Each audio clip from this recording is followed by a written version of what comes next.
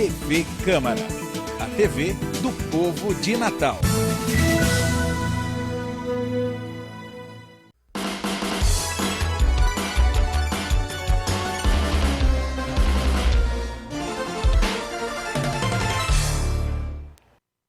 Olá, muito boa noite. Está começando mais um programa Pensando Bem, aqui na TV Câmara Natal. Mais um programa Pensando Bem ao vivo, aí, nosso encontro semanal, todas as segundas-feiras, ali às 18h30 da noite. Eu e Joaquim Pinheiro temos um encontro marcado aí com vocês, com nossos entrevistados aqui nos estúdios da TV Câmara. Hoje aqui conosco o general José Carlos Leite. Muito boa noite, general. Seja bem-vindo aqui ao programa. Boa noite. Pinheirão, boa noite, meu amigo. Boa noite, general. Boa noite ao telespectador. Danilo Sá. Bom, a gente hoje tem o prazer e a honra de receber o general José Carlos Leite, que é um dos militares mais conhecidos, né, no Exército, né, e que prestou inestimáveis serviços ao Exército Brasileiro. O general José Carlos Leite foi comandante do Nordeste e exerceu vários postos de comando no Exército Brasileiro. É um homem que tem uma vasta experiência militar e nesse programa a gente vai conversar com o general sobre o atual momento brasileiro.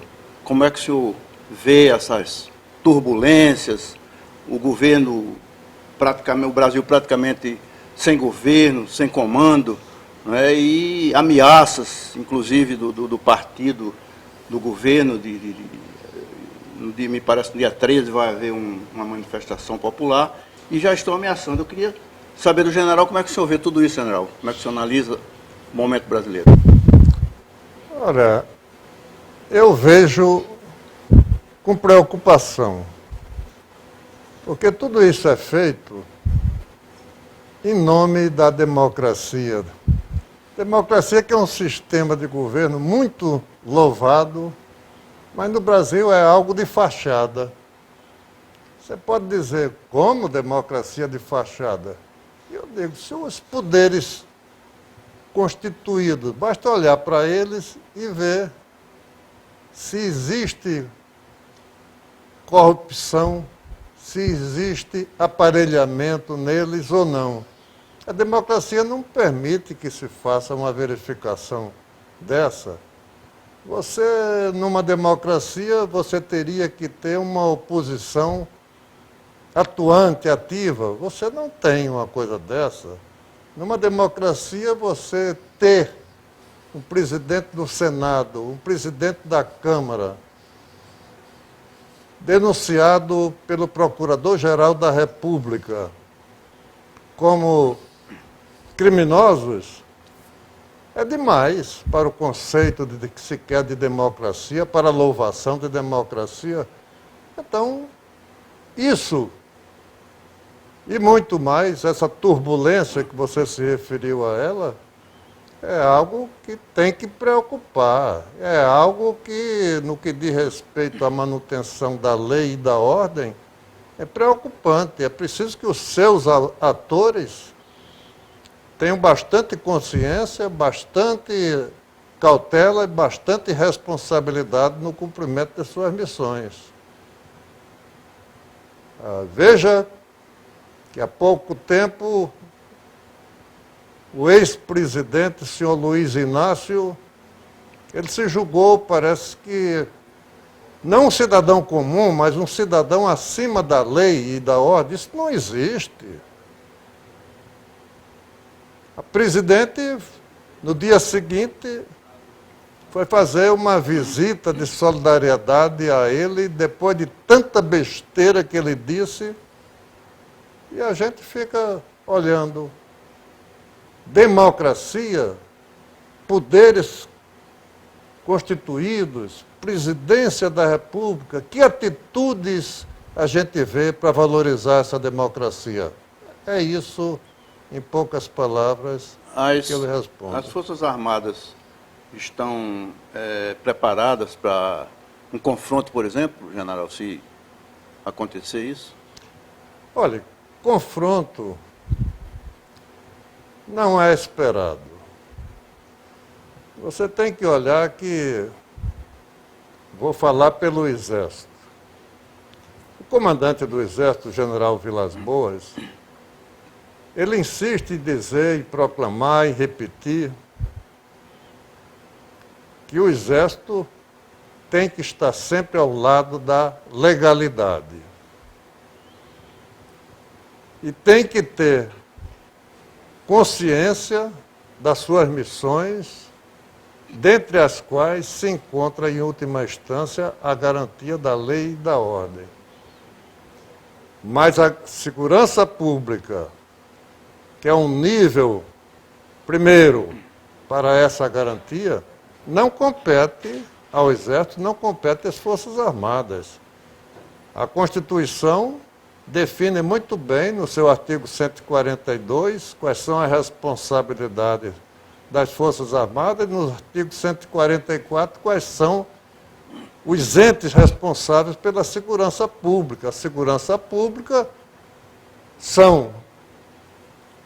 é responsabilidade de quê? Das polícias federais, rodoviária federal, ferroviária federal, polícias civis, polícias militares, corpo de bombeiros militares. Então, cada um, na sua devida área, responde pela segurança pública, responde pela lei e pela ordem. Estão subordinadas a quê? Aos governadores dos estados. Se, numa unidade da federação, essa lei e essa ordem for desobedecida, eu lhe garanto que as Forças Armadas, à frente do Exército Brasileiro, ele está atento, está preparado para intervir e para manter a ordem. Isso é o que se chama garantia da lei e da ordem.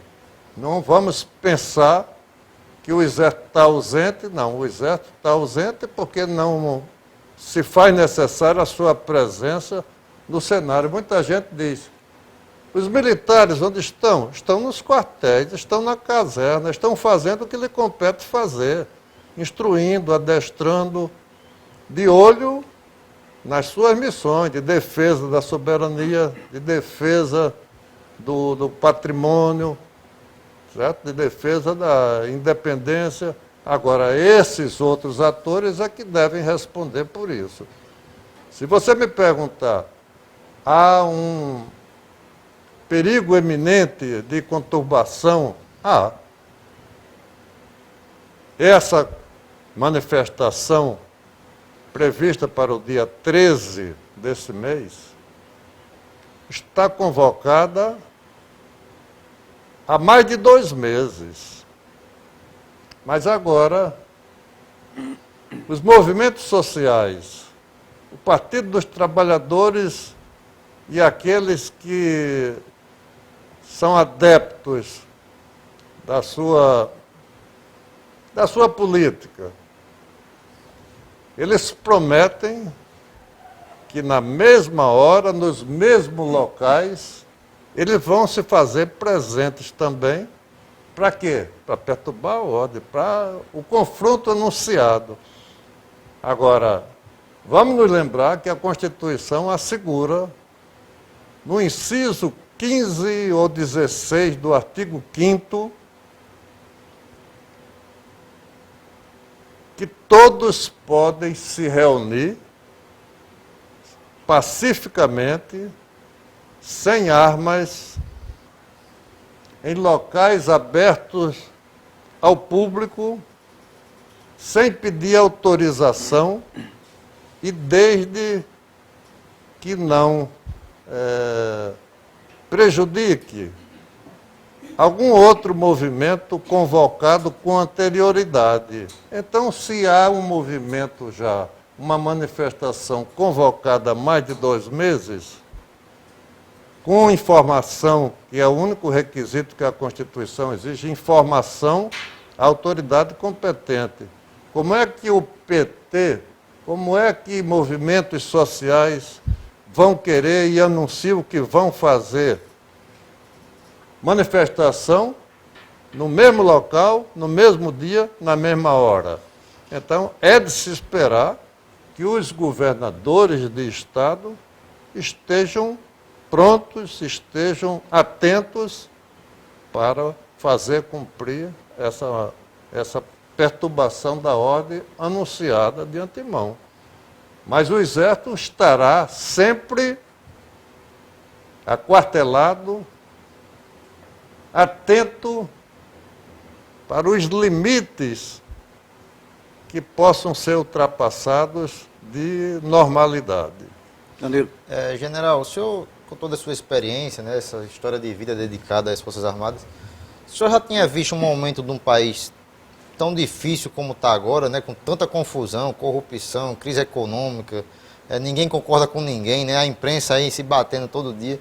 O senhor já tinha visto essa situação acontecer aqui no país, ou algo parecido? Olha, eu nunca tinha visto, e olha que eu tenho de vida pública no Exército mais de 50 anos. Vi muita coisa. Vi o Mar de Lama de Getúlio Vargas, vi outras coisas, mas como atualmente é algo totalmente surpreendente para mim, indesejável para a nação. E está faltando pessoas de responsabilidade, pessoas que deixem seus interesses de lado e olhem para o país, e olhem para a sociedade, e olhem para o bem comum, e olhem para a necessidade de crescimento e desenvolvimento do país. Onde é que está a infraestrutura, portos, rodovias, etc. Eu tenho muito a dizer, mas tem que ser mais sintético. O tempo é curto. Queirão. General, o senhor, vamos mudar um pouquinho de assunto, o senhor pretende lançar um livro recentemente, né? Eu estou sabendo que isso vai acontecer. De que é que trata esse livro? Olha, eu tenho sido muito estimulado a fazer isso. Não partiu nem de mim essa iniciativa, mas eu tenho uns 3 amigos que sempre me dizem onde é que eu posso conseguir isso, tudo. E eu tenho material para isso, porque o material o quê? São os artigos que eu durante vários anos escrevi e o jornal de Marco Aurélio. De Marcos Sá, não. Jornal, Marco Aurélio. o saudoso Jornal de Hoje. O saudoso publicou. Então eu tenho muito mais do que um livro para publicar, mas ainda não tomei a decisão definitiva, não. General José Carlos Leite, infelizmente a gente já está acabando aqui nosso primeiro bloco, não temos mais tempo. Gostaria muito de agradecer aqui a participação do senhor, foi realmente uma honra, né? Tinha mais perguntas aí a serem feitas, mas o tempo é curto, como eu estava dizendo. Muito obrigado novamente, viu, pela presença aqui no programa. Bem, eu agradeço o convite, a oportunidade, até de um certo desabafo, porque eu sou um cidadão, sou um militar, sou um ex-membro do alto comando e fico triste de ver o Brasil nessa conjuntura que ela hoje se apresenta para todos nós. Muito obrigado. Obrigado, general. Tem outra oportunidade. Obrigado ao general. E no próximo bloco, não saia daí, vou Pensando Bem, entrevista o ex-prefeito de Natal, Marcos Formiga. A gente volta já, é um minutinho.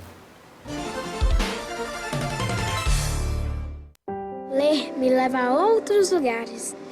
A leitura me desperta a imaginação e me leva a conhecer o mundo.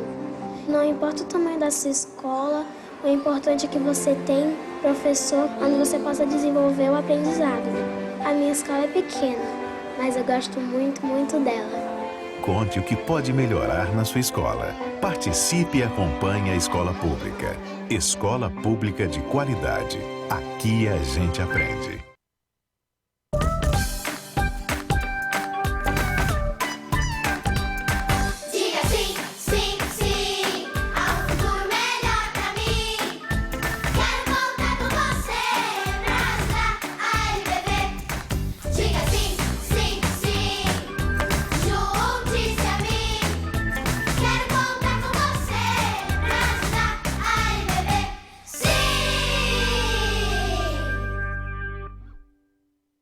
O trabalho escravo ainda existe no Brasil e tira a dignidade de muita gente com trabalhos forçados e jornadas exaustivas. São pessoas submetidas a condições degradantes. O Ministério Público Federal atua para combater esse crime, punir os responsáveis e resgatar a dignidade desses trabalhadores. Vamos juntos combater o trabalho escravo e limpar essa mancha da nossa sociedade. Ministério Público Federal. Seu direito, nosso dever.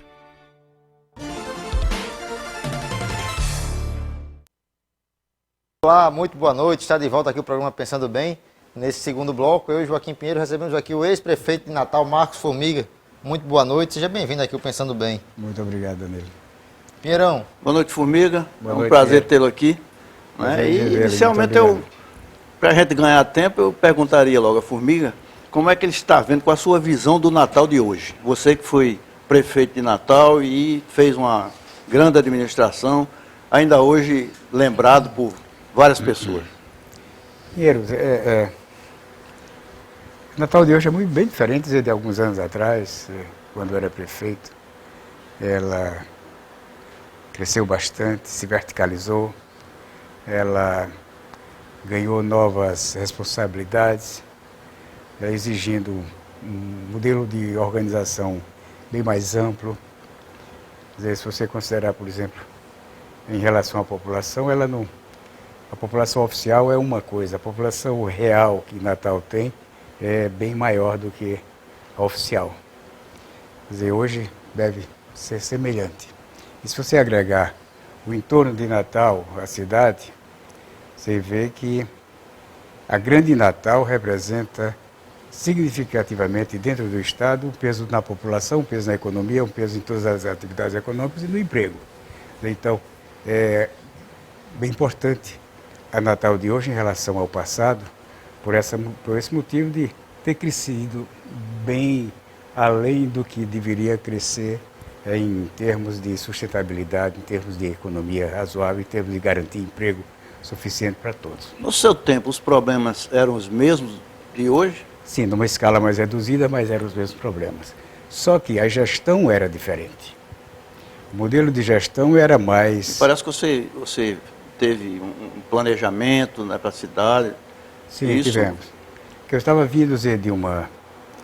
Como secretário de planejamento, eu já tinha tido uma presença na prefeitura participando do Conselho de Planejamento Municipal. Então eu já conhecia as questões urbanas da cidade. Depois eu fui para a IBTU, Empresa Brasileira de Transportes Urbanos, e pude trabalhar um plano diretor de transportes urbanos para Natal. Na época era Zé Gripino o governador, o prefeito, desculpe. E aí nós apoiamos esse plano e quando o prefeito me coube executá-lo. E aí criamos a instituição para gerir essas responsabilidades e Natal chegou a ter realmente um sistema de transporte muito bom, considerado o segundo melhor do país naquela ocasião. Melhor do que Natal somente o de Curitiba. Então isso representava uma grande satisfação para nós e isso nos permitiu garantir toda uma questão de mobilidade urbana bem vantajosa, porque os investimentos do próprio governo federal para nós eram significativos. O que é que o senhor acha que, levando-se em conta essa história aí que o senhor relembra, de que Natal tinha um sistema de transporte tão bom há alguns anos atrás, né, há 20 anos atrás, e hoje a gente vê tantos problemas, né? Na verdade, a questão da mobilidade, talvez, se a gente levar em conta só os problemas da prefeitura, seja o que a população mais reclama, né? O trânsito, o ônibus que é muito ruim, né? A falta de mobilidade urbana na cidade. O que é que deu errado aí de lá para cá, né? De quando o senhor deixou a prefeitura para hoje? Os gestores não conseguiram dar continuidade? Eu acho que sim, porque você precisa estabelecer as regras para o funcionamento do sistema de transportes por ser uma concessão. Você dá as regras. Exato.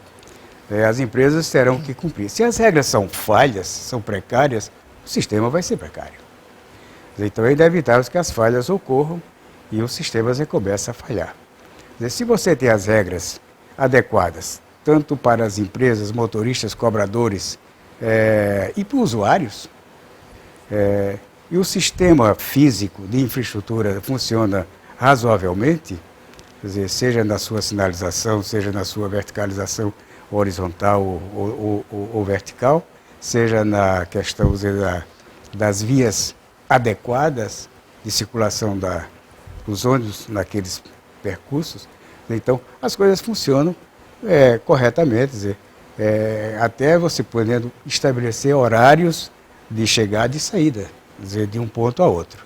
Então, eu acho dizer que há condições. O que talvez tenha faltado é uma gestão mais rígida em relação ao sistema que Natal hoje necessita. Fala-se muito em equipe técnica e política, mais técnica ou mais política. Na sua administração, você priorizou a técnica ou a política da sua equipe?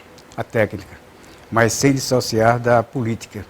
Eu acho dizer que hoje eu não sei se eu sou um politécnico ou um tecnolítico, mas uma mistura de técnico e político. Na realidade, a minha base, a minha formação técnica me ajudou bastante nas minhas decisões políticas de gestor público.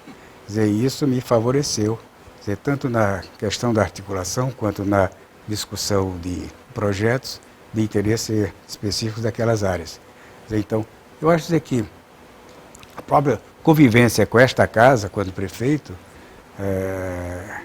eu tinha uma casa que a maioria era de oposição a mim.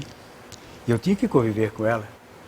Mas eu consegui aprovar plano diretor, um projeto de reforma fiscal, de ajuste tributário. Eu consegui dar condições de organização à prefeitura adequada para que Natal pudesse crescer. Há projetos de lei da minha época aprovados por esta casa que até hoje estão em vigor, como, por exemplo, o número de táxis em Natal. É o mesmo que eu deixei quando era prefeito, 20, incrível, 30 anos depois. E atende bem, não precisa. Na ocasião, eu tinha uma invasão de táxis de São Gonçalo, de Macaíbas, em Natal. Foi evitado, duramente, mas foi evitado, para privilegiar os de Natal. Mas depois teve que se estabelecer uma convivência. E recentemente houve até atrito entre os taxistas de Natal e os taxistas de aeroporto, de São Gonçalo, que não se entrosavam. Formiga, o que é que você diz da administração atual, o prefeito Carlos Eduardo? Que conselho você daria a ele? Eu diria que a cidade chegou a 1 milhão de habitantes, ela se torna muito difícil de ser administrada. Depois de 1 milhão de habitantes, as demandas são muito fortes e a gestão, quando não está preparada para isso, não dá as respostas satisfatórias. Então, vive correndo atrás dos problemas.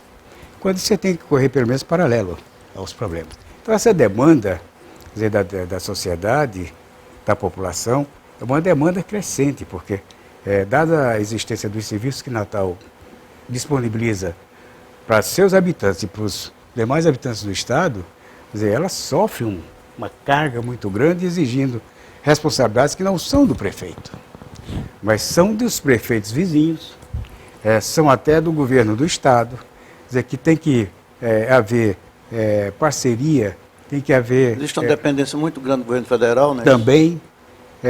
Eu diria que o município de Natal, a dependência, como também a do Estado e dos estados do Nordeste, é na busca dos recursos para investimentos. Custeio o governo federal não financia. Você ia buscar recursos fora quando era prefeito? Muito. Todos os investimentos que nós fizemos vieram do governo federal. A fonte era o governo federal. E era importante também, Formiga, é importante que o administrador municipal ele esteja em sintonia com o governo do Estado. Tem que ser. O que não está acontecendo agora. Não adianta ser o prefeito ser de um lado, o governador ser do outro, se os dois não se entendem em função do interesse coletivo. Quem sofre é a cidade. Quem sofre é a cidade. Então, o governador está aqui, ele é hóspede de Natal. Então, ele tem que tratar bem o prefeito de Natal e vice-versa. O prefeito de Natal tem que tratar bem o seu visitante, que é o governador. Quer dizer, a mesma coisa ocorre com Brasília. Brasília tem um governador que, ao mesmo tempo, é também prefeito da cidade. E aí, por isso daí, mas é hospedeiro do governo federal. Então, tem que tratar bem o governo federal e, por isso, o governo federal ajuda enormemente Brasília. Natal tem essa necessidade. Essa simbiose, entendimento entre o governo do Estado e prefeitura é fundamental. E essa articulação política entre vereadores e deputados estaduais, no sentido de garantir o mínimo de convivência adequada em termos urbanos para a sociedade, é muito importante. Formiga, já que a gente estava falando aqui do governo federal, que é que o senhor tem achado dessa situação do governo Dilma Rousseff, né, envolvido em tantas denúncias, né, cada vez aparece uma denúncia nova na imprensa? Semana passada a gente teve um episódio aí, né, do ex-presidente Lula sendo levado coercitivamente para depor na Polícia Federal. O que você está achando desse momento político do nosso país? O senhor que já teve aí participação na nossa história política aqui de Natal, tem solução para isso que a gente está vivendo hoje? Eu não sei lhe dizer. Mas eu vi a entrevista do general José Carlos Leite e ele se posicionou corretamente em cima daquilo que hoje é o pensamento unânime da população brasileira. Unânime que eu não diria não, porque tem um lado radical, que diz o contrário. Mas da grande maioria. O sentimento é de frustração, o sentimento é de terra arrasada, é de insegurança, de incerteza, não sabe o que vai acontecer, se a presidente vai ser empichada, se vai ser presa, se o ex-presidente vai ser preso. Quer dizer, o que está em jogo aí é o conjunto de erros que o governo federal, na sua administração, tem cometido há muitos anos e que estouraram. A população já não aguenta mais. E, com certeza, alguma coisa é esperada por ela. Ela não sabe o que vai vir. Porque não há uma definição do que vai acontecer. A presidente pode sair por conta do TSE, pode sair por conta de um impeachment circulando na casa, na Câmara, no Congresso, pode sair por outro motivo, até por vontade própria, que eu não sei se ela terá coragem disso. Por outro lado, você está, diante, como o general falou, da iminência de confrontos, turbulências, atritos entre grupos divergentes do interesse da sociedade. Agora eu pergunto, o presidente deste país é para atender aos interesses de quem? É do brasileiro? É do Brasil? Ou é de um pequeno grupo? Eu acho que é para atender a todos. O interesse é de todos. Quer dizer, não adianta a questão, você falou na questão política, eu ser de um partido e estar participando de uma gestão, dizer que tem o comando de outro partido e os dois não se conviverem, os dois não se entenderem, porque aí quem é sacrificado é exatamente o povo. E o povo, quando delegou, escolheu a um governador, a um presidente da República, a um prefeito, a sua administração, é porque este poder lhe pertence ao povo, não pertence a eles. Então, este poder é do povo, e o povo é quem tem o poder de colocar e de retirar. Inclusive, o governo tirando recursos daqui do Brasil para investir no exterior, que eu acho isso uma coisa horrível, né? Errado. Porque no Brasil você precisa de muito mais investimentos. Verdade. E você investir em outros países em troca de quê? Qual o interesse? O que é que Cuba, Angola podem dar ao Brasil? O que é que a Bolívia pode dar ao Brasil?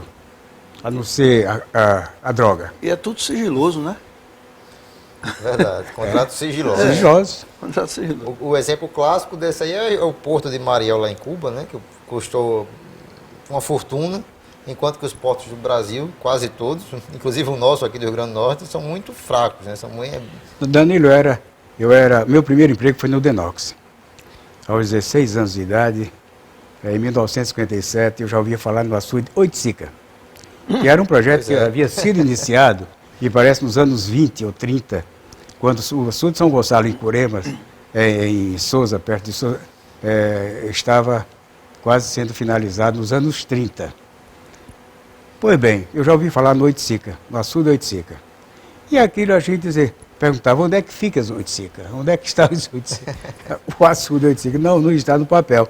Não foi, só tem um pequeno início de obra. Naquele ano, 57. São 43, mas são 58 anos atrás. Pois bem, e de lá para cá o açude ainda não existiu, cara? Impressionante. Ainda não está dependendo de transferência do governo federal? Que prioridade é essa, cara? De 58 anos atrás?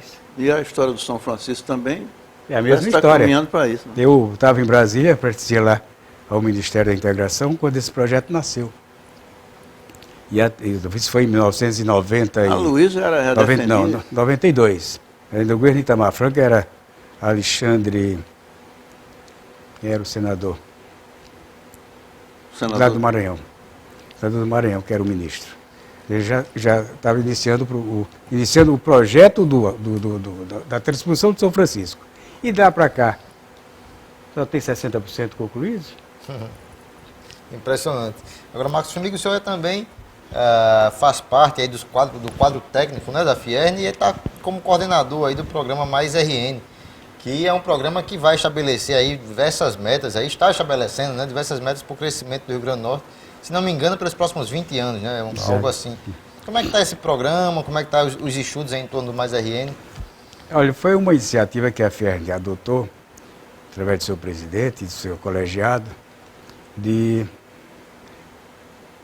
buscar oferecer ao governo do Estado uma preocupação com o desenvolvimento, tendo em vista aquilo que era necessário o Rio Grande do Norte considerar em cima de cenários como este que nós estamos enfrentando, como um pior cenário possível, como um cenário mais favorável, com um pacto capaz de consolidar toda uma conjunção de esforços no interesse do Rio Grande do Norte, como um todo. E esse projeto foi iniciado, foi desenvolvido pela iniciativa privada, totalmente pela iniciativa privada. Foi finalizada a primeira parte em meados de 2014 e agora o projeto final vai ser entregue finalmente para que possa, e já foi adotado pelo Estado em algumas de suas propostas, outras propostas já foram submetidas ao Estado, para que as coisas pudessem ser equacionadas no sentido de orientar o desenvolvimento do Estado em cima daquelas atividades prioritárias. Esse projeto é um projeto que eu considero muito importante para o Estado como um todo, e não apenas para o Estado, mas para o setor privado, para o próprio governo, para as instituições que estão nos poderes do Estado, capaz de juntar os seus esforços, os seus compromissos, no sentido de dar essa linha que o Rio Grande do Norte precisa. Nós somos um Estado pequeno, mas somos um Estado muito rico no seu subsolo. Nós somos um Estado muito rico nos seus recursos humanos. O Estado tem um potencial de utilizar bem os seus recursos humanos, pela estrutura de educação que nós temos no ensino superior, no ensino profissional de nível médio, no ensino profissional técnico do Sistema S, das unidades federais de educação, de ensino. E isso daí permite que você use bem esta mão de obra. E nós temos um bônus demográfico projetado para daqui a alguns anos, que daqui a 20 anos o Rio Grande do Norte terá uma situação em que a grande parte de sua população estará numa faixa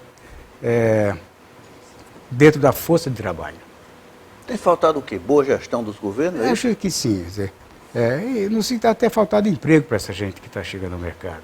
São bons profissionais que estão emergindo das unidades de ensino e não estão encontrando respaldo na sociedade para absorvê-los.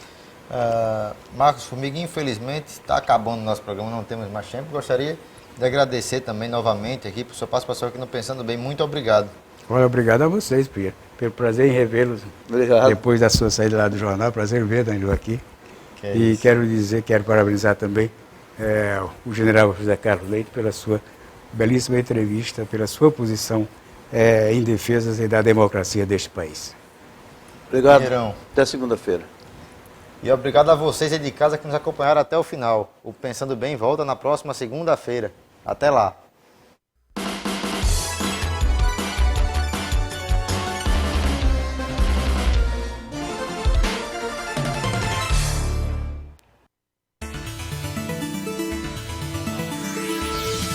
TV Câmara, a TV do povo de Natal.